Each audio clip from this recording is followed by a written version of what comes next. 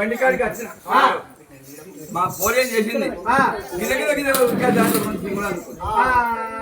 ఎందుకురా ఎందుకే బుజ్జి అండి ఎందుకే బుజ్జి అంటే నాకు ఎవరితో టైం పాస్ అయింది నీకు నాకు లగ్గమాయి అని మరి తోలుకోనట్టేమంటారు ఈ మాసం వల్ల